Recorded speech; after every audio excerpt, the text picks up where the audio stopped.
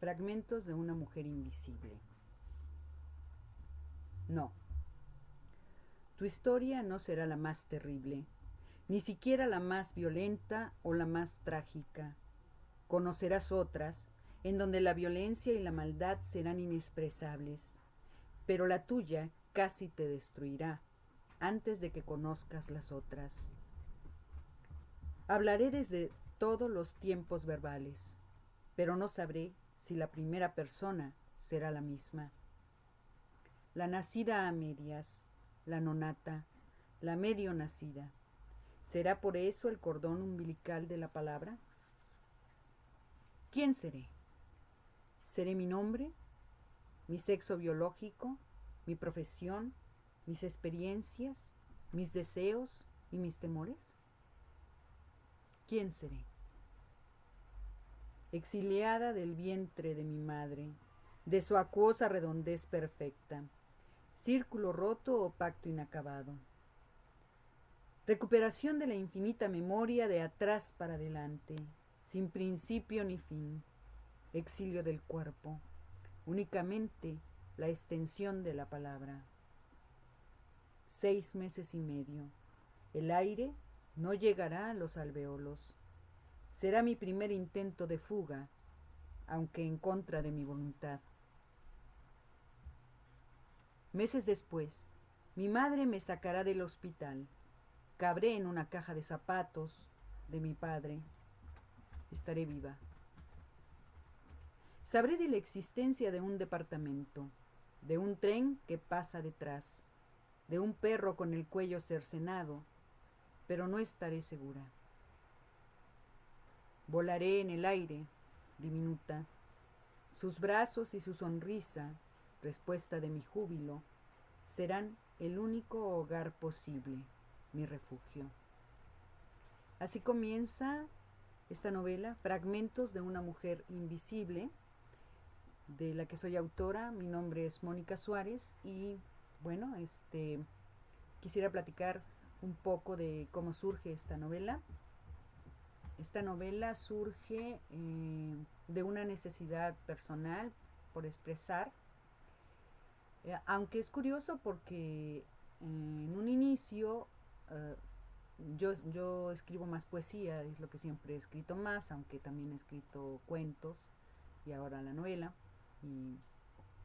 Pero en realidad siempre lo que más me nace escribir es poesía.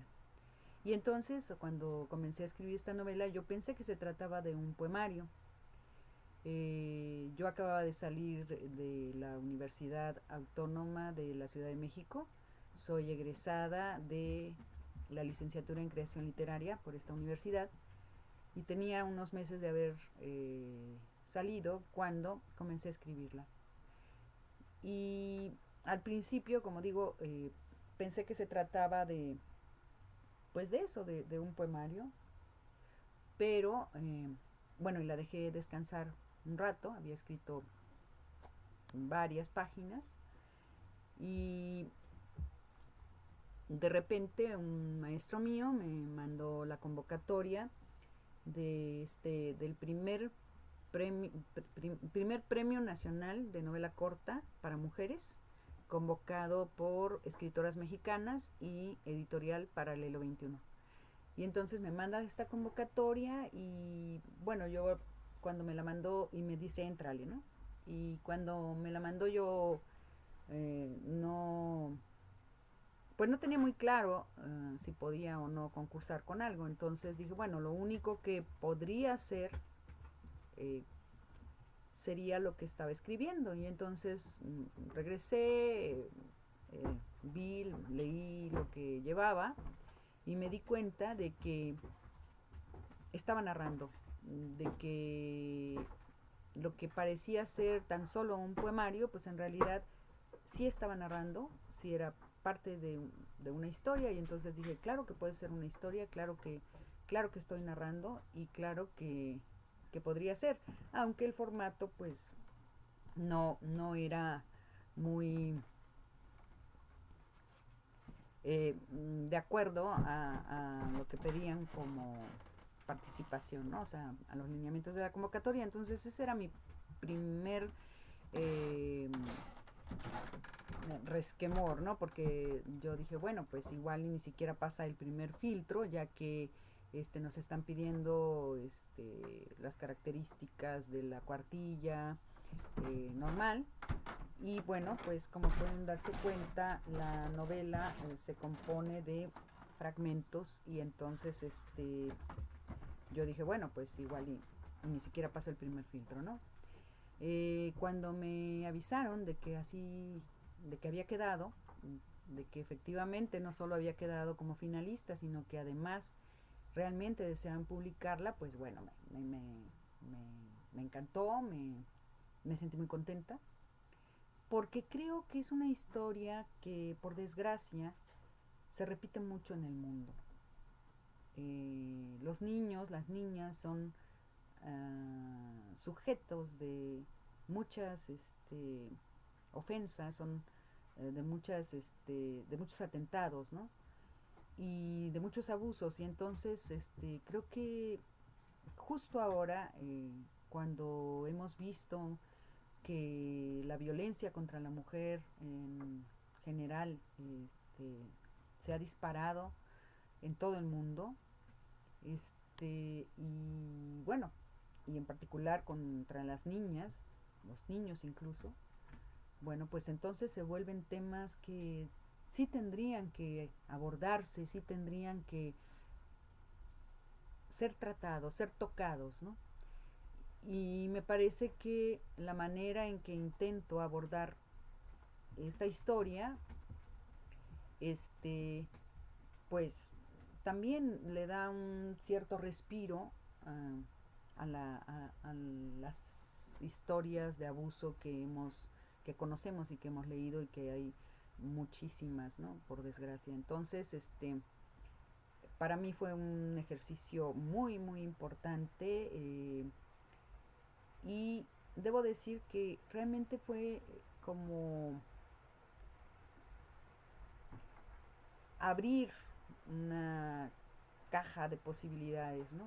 En mi caso, me cuesta un poco más de trabajo escribir prosa.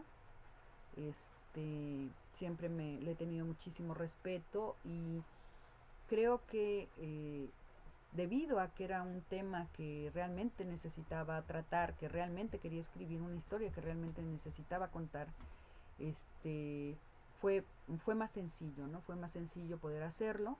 Ahora, la manera en que está escrita la novela en pequeños fragmentos, también me parece que es una situación un poco eh, parte de esta búsqueda, ¿no? O sea, porque así surgió, o sea, empezó a surgir de ese modo y no quise recomponerla o intentar unir los fragmentos o dije, bueno, pues si pasa me parece muy bien y si no, pues ni modo, ¿no? Y otra cosa que me parece importante comentar es que eh, a mí cuando, precisamente porque me cuesta más trabajo escribir prosa, escribir historias, cuentos, narraciones, siempre como que estaba más pendiente de que tuviera cierta coherencia, de que, no sé, o sea, como que me ocasionaba más tensión poder desarrollar una historia debido a que tenía que tener una estructura más clásica, um, para que fuera entendible, para que fuera accesible y siempre me preocupaba mucho, ¿no? Para poder escribir algo, ¿no? Entonces, en este caso específicamente decidí que no me iba a preocupar, que si la historia la narraba como la sentía y de la manera en que la sentía, iba a ser de algún modo más, no solo más creíble, sino me fue gustando la forma, se encontró a sí misma y creo que esta posibilidad de jugar, además también con el tiempo futuro, pues también fue como un hallazgo, porque me di cuenta de que era un tiempo muy dúctil, muy flexible, que era un tiempo muy plástico, ¿no? Porque si bien te permitía contar cosas que iban a pasar en el futuro, pues también se prestaba mucho a contar desde un pasado desde un pasado como si fuera como si fuera una cosa de destino.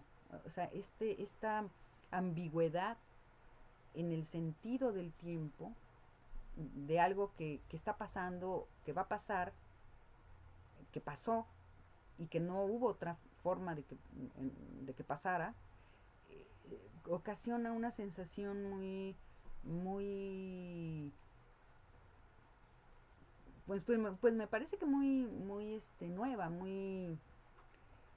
precisamente por lo ambiguo, por esta sensación de determinismo por un lado, pero también de posibilidad. Entonces creo que es un tiempo muy interesante por su plasticidad y bueno, creo que fue un hallazgo también en la búsqueda cuando me puse a escribirla, en que fue surgiendo la novela y que además fue parte de lo que más llamó la atención, ¿no? O sea, la manera en que está narrada, tanto en estos pequeños fragmentos como en el tiempo futuro, ¿no? Entonces creo que eso es importante comentarlo, ¿no?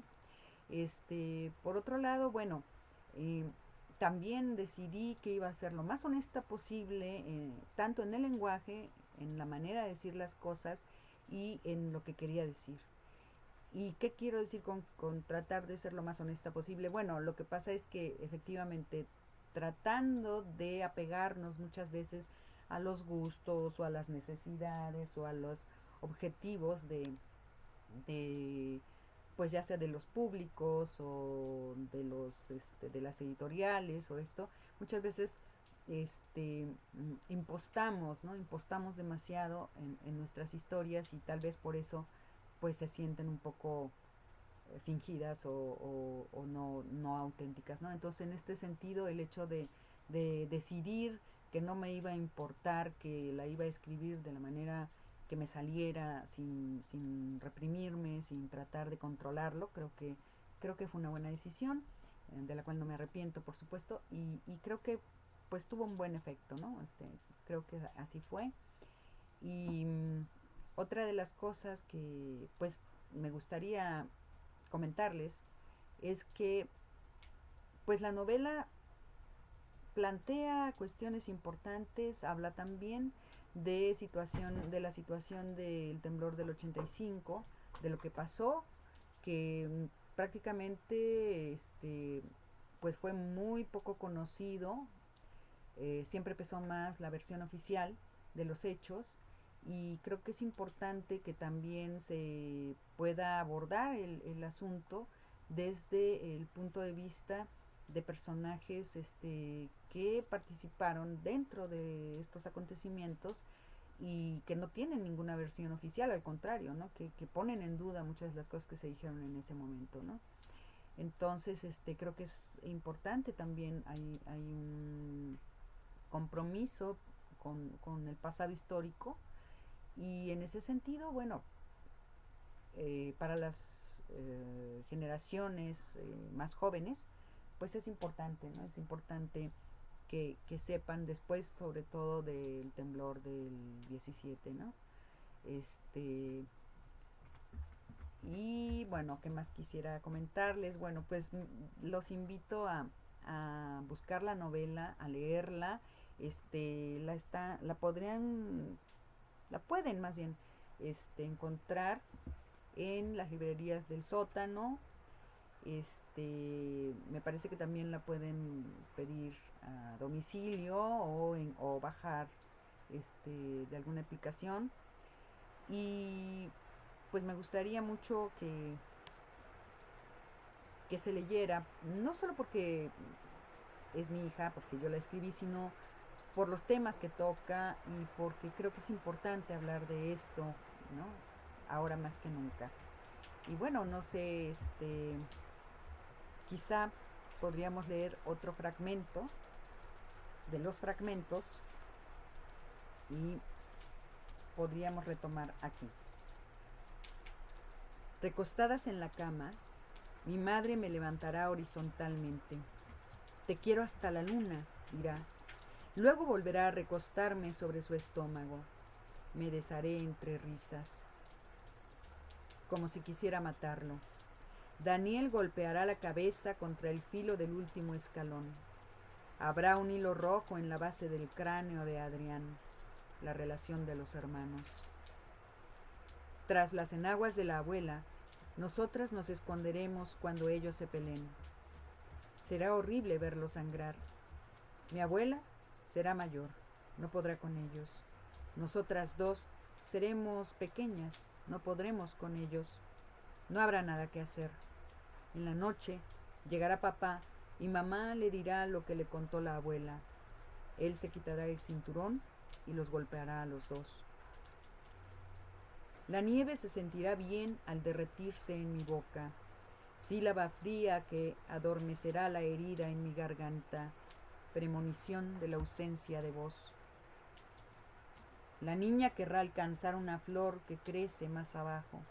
Se inclinará, perderá el equilibrio, intentará sostenerse de la rama, gritará, caerá a pocos metros de la pila donde yo estaré formada. Lo que pegará primero contra el piso será su cabeza. Un charco rojo se formará con rapidez. No se moverá. Las maestras intentarán poner orden. Habrá muchos niños llorando, gritando. Yo no podré moverme, no podré despegar la vista del charco de sangre de su cabeza partida. La excursión al castillo de Chapultepec será suspendida. Nos llevarán casi empujones hacia los autobuses. Veré sus zapatos en el umbral. Bajo la cama intentaré no respirar para que no me oiga. Dirá, no voy a lastimarte. Yo no moveré un solo músculo. Tendrá rato que me habrán ido a acostar. Regresaré escondiéndome. No querré perderme la fiesta.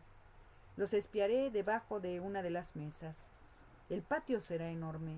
Habrá mesas con manteles blancos. Mi madre tendrá un peinado alto.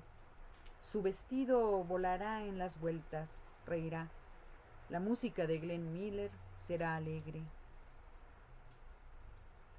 Sandra dirá que hay brujos en el cuarto de trabajo de mi padre. Nunca los habré visto. La veré a ella temblar. La abrazaré. Le diré que no permitiré que le hagan daño. Ella sonreirá. Me dirá que soy muy pequeña para poder defenderla. Desearé ser la mayor de las dos. Bueno, seguimos con estos fragmentos y espero que los busquen y que los lean. Están en librerías El Sótano. No sé qué más contarles, solo espero que en este momento en que está pasando todo lo que está pasando en el mundo por la pandemia del coronavirus, pues que todas las personas estén lo mejor posible y que todos nos cuidemos y seamos conscientes de que nuestras acciones afectan a los demás. Eso creo que nunca deberíamos perderlo de vista, ¿no? Y bueno, gracias a escritoras mexicanas, gracias a Paralelo 21, gracias a las librerías del Sótano, gracias, muchas gracias a todos y que todos estén bien, lo mejor posible, cuídense mucho, hasta luego.